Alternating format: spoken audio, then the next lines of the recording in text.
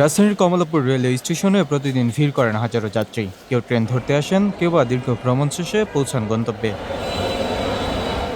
অনেক সময় ট্রেনের সময়সূচির কারণে ঘন্টার পর ঘন্টা কিংবা পুরো রাতও অপেক্ষা করতে হয় যাত্রীদের। কিন্তু অনেকেই জানেন না, স্টেশন চত্বরে রয়েছে রেলওয়ে পরিচালিত আবাসিক সুবিধা, যেখানে তুলনামূলক কম খরচে রাত যাপনের সুযোগ পাওয়া যায়। যদি ধরেন আমাদের ট্রেনটা মিস হয়ে যেত তাহলে আমরা অবশ্যই এখানে থাকার কোনো ব্যবস্থা করতে যেতাম বা থাকার চেষ্টা করতাম। সেক্ষেত্রে রেল কর্তৃপক্ষ যেহেতু এখানে থাকার ব্যবস্থা করছে, আবাসিক হোটেল, এটা অবশ্যই ভালো করছে। সবাই তো আর এই একই সময় আসতে পারে না, যেহেতু কেউ দূর থেকে আসে। ধরেন মোটামুটি 6-7 ঘন্টা আগেও আসতে পারে। এখন যদি চাই যে আমি একটু রেস্ট করব, তাহলে সে অবশ্যই এখানে রেস্ট নিতে পারবে। যদিও টাকা লাগবে, কিন্তু রেস্ট নিতে পারবে। সেক্ষেত্রে রেল কর্তৃপক্ষ অবশ্যই একটা ভালো সুলভ কাজ করছে। এই আবাসিক ব্যবস্থায় একক দ্বৈত ও পুরো পরিবার সহ থাকার সুযোগ রয়েছে। পরিচ্ছন্ন কক্ষ, নিরাপত্তা ব্যবস্থা এবং সহজ বুকিং প্রক্রিয়ার কারণে অনেক যাত্রী এটি ব্যবহার করছেন।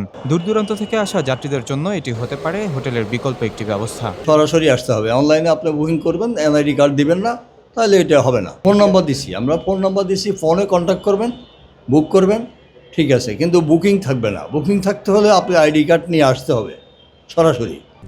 RICL TMX, যুগের পর যুগ স্থাপনা থাকে মজবুত।